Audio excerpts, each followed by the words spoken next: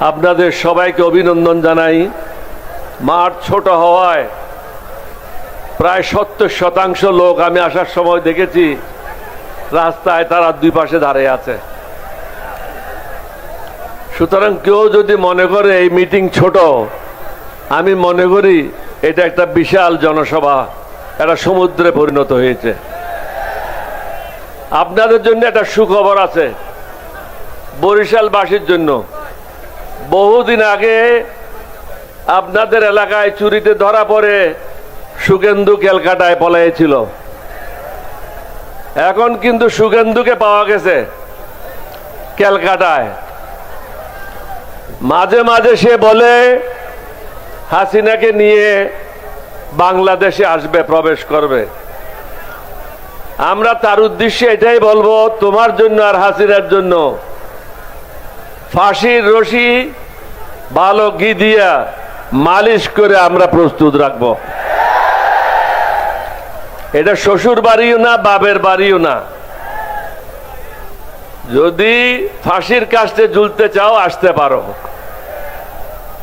আপনারা জানেন 1947 সালের পর থেকে মুসলিম লীগ ছিল, কিন্তু 1971 সালের পরে মুসলিম লীগের স্বাভাবিক মৃত্যু বরণ করেছে। কেউ এই দলকে ধ্বংস করে নাই, বরং আমি যখন বিএনপিতে ছিলাম এদের অনেক নেতাদেরকে বিএনপিতে নিয়ে আসছিলাম, কারণ তারা পার্লামেন্টে পুরানো সংসদ সদস্য ছিল। তাদের ট্রেনিং ব্যতীত বাংলাদেশ সংসদ সদস্যরা সুন্দরভাবে সংসদে কাজ করবে এটা সম্ভব ছিল না। এখন কিন্তু মুসলিম লীগ নাই। অনুরূপভাবে আওয়ামী লীগের স্বাভাবিক মৃত্যুবরণ ঘটেছে। আওয়ামী লীগ আর কখনো বাংলাদেশে আসবে না। যারা ভিতরে আছে তারা গোপনে গোপনে বিভিন্ন দলে প্রবেশ করে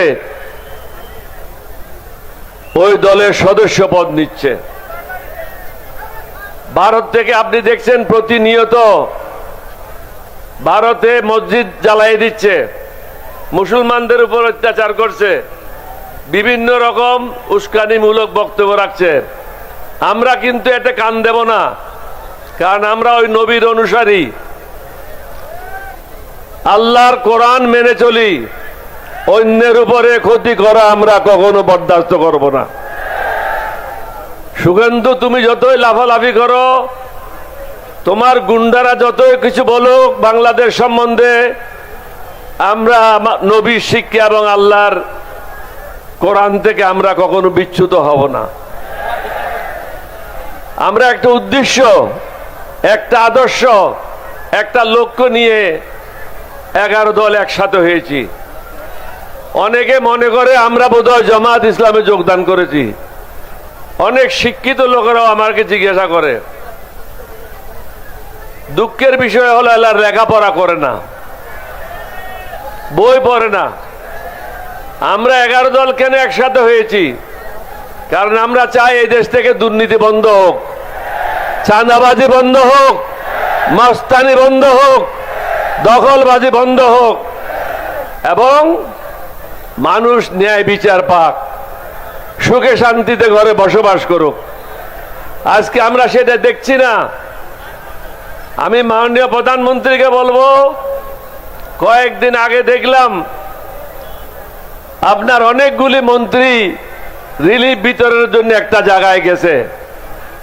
অত্যন্ত দুঃখের বিষয়, এই রিলিফ বিতরণের দায়িত্ব হল ইউনিয়ন কাউন্সিলের চেয়ারম্যান এবং মেম্বারের, এবং এটা সুপারভাইজ করবে ইউএনও।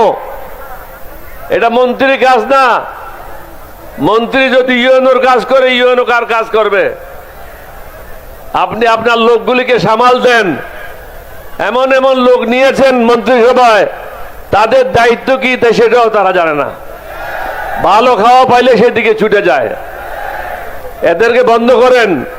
আপনি কি একদিকে বলবেন কৃষ্ণতা সাধন করেন, অন্যদিকে 5-7 জন মন্ত্রী একসাথে মিলে রিলিফ দেওয়ার জন্য যাচ্ছে। রিলিফ দেওয়াটা সিম্পল। 100 বছরের সবচেয়ে বড় ঘূর্ণিঝড় হয়েছিল 1991 সালে। আমি এককভাবে এটার দায়িত্বে ছিলাম। আমি এই প্রকাশ্যে বলে যাই, সারা রাত্রে আমি ঘুমাই নাই। 29 তারিখ রাত্রে সকালে উঠে বেগম জিয়াকে বললাম আমি সংবাদ পেয়েছি এয়ারপোর্টে 10 ফিট পানি হয়েছে।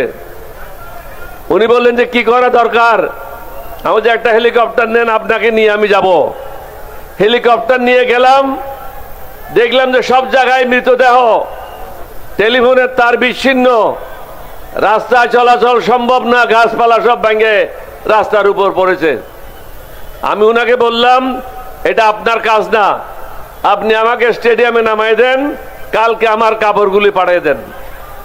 আমি স্টেডিয়ামে নামলাম, অফিসারদেরকে ডাকলাম, বললাম যে যত ড্রাইভার আছে পুলিশে আর্মিতে তাদেরকে নিয়ে আসো, যত ট্রাক যেখানে পাও এগুলি তার বাইর করো, তার বার করে এগুলি স্টার্ট করো এবং খাদ্য গুদামে এই ট্রাকগুলি লাগাও।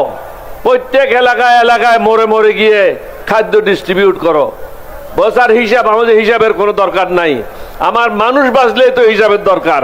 আমার মানুষ মারা গেলে আমি হিসাব দিয়ে কি করব? 1,20,000 মানুষ মারা গেছিল, কই আমি কোন একজন মন্ত্রীকে তো নিই নাই। আমি কিভাবে করলাম? আনসার এবং পুলিশদেরকে দিয়ে করেছি। মা ছেলেকে দাফন করে নাই, বাপ ছেলেকে দাফন করে নাই। কারণ আপনারা সমুদ্র উপকূলের লোক, যে সমস্ত ডেড বডিগুলি সমুদ্রে থাকে, পানিতে ভিজে যায়, আপনি যদি হাত ধরেন হাত চলে আসবে, আঙ্গুল ধরলে আঙ্গুল চলে আসবে, তাহলে এগুলিকে দাফন করবেন কিভাবে? রেডিওতে গিয়া সবাইকে বললাম বড় বড় যারা কাপড় ব্যবসায়ী আছে আপনারা কাপড় দিয়ে যান সার্কিট হাউসে। কাপড় দিয়ে গেল, কাপড় কেটে কেটে এই ভাসমান মৃতদেহগুলির নিচে একসাথে করে সবগুলিকে জড়িয়ে কোনোটাতে 10 জন, কোনোটাতে 20 জন, এইভাবেই তাদেরকে দাফন করা হলো। আজকে আপনার মন্ত্রীরা কি শখে যাচ্ছে? খানা খাওয়ার জন্য যাচ্ছে, ভালো খানা দেওয়া বলছে, এই জন্য বেড়াতে যাচ্ছে।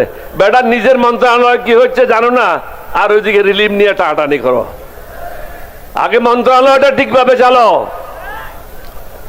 এখন সবশেষে এটাই বলবো, শুভেন্দু বা তোমার লোকেরা যতই আমাদেরকে উস্কানিমূলক কথা বলে না কেন, আমরা সেদিকে মন দেব না। আমি এখানে ছোট্ট একটা উদাহরণ দিতে চাই।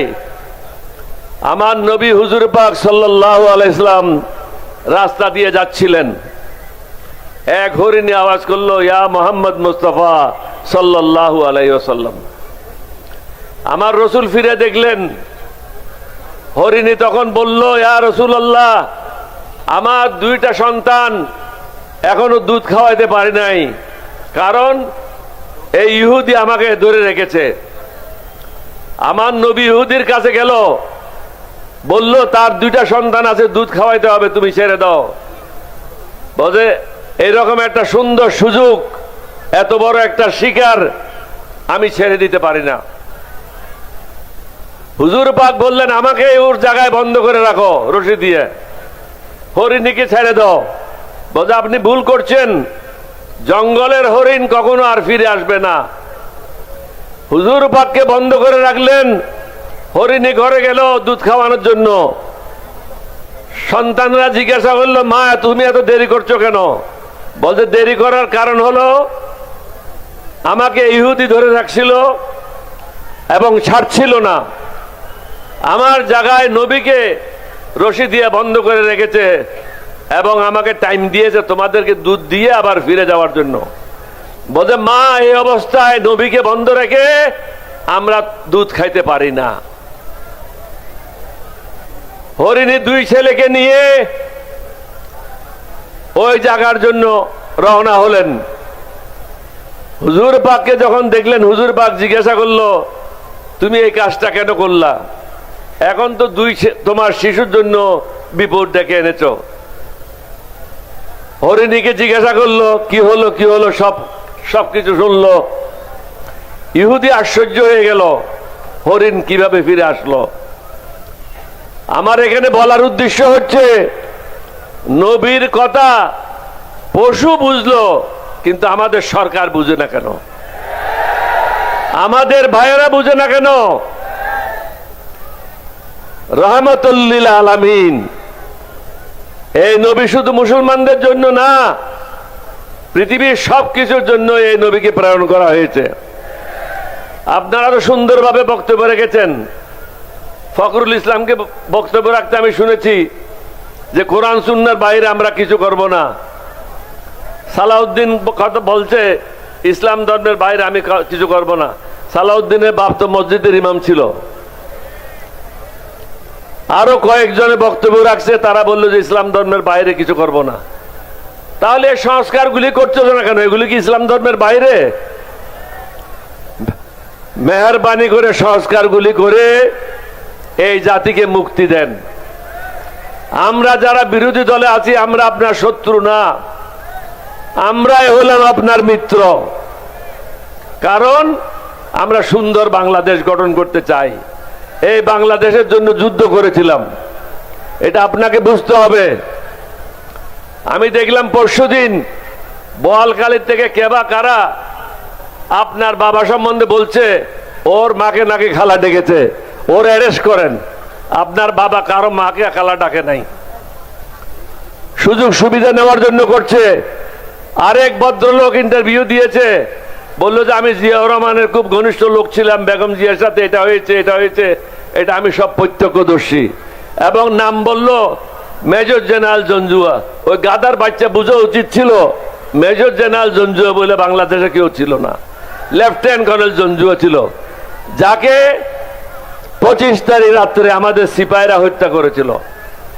সুতরাং এখন আপনি প্রধানমন্ত্রী হয়েছেন, বিভিন্ন দলে বিভিন্নভাবে আপনাকে প্রলোভিত করার জন্য বক্তব্য রাখবে, আপনাকে তৈলমর্দন করবে। এদের থেকে সাবধান। আমরা কিন্তু 11 দল তৈলমর্দনকারী দল না।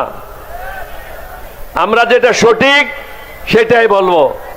মেহরবানি করেন, এই দেশের লোকের প্রতি দয়া করেন, আল্লাহ আল্লাহ রসুলের পথে নির্দেশিত পথে চলেন। শুধু মক্কা সনদ বললে হবে না, ওটা কাজে লাগাইতে হবে। মানুষ কি চায় সেটা বুঝতে হবে। মানুষ চায় সংস্কার। সংস্কারগুলি শেষ করেন, জনগণকে মুক্তি দেন, দেশটা সুন্দরভাবে চলুক। আপনাদের সবাইকে ধন্যবাদ। বাংলাদেশ জিন্দাবাদ। আসসালামু আলাইকুম ওয়া রাহমাতুল্লাহি ওয়া বারাকাতুহু।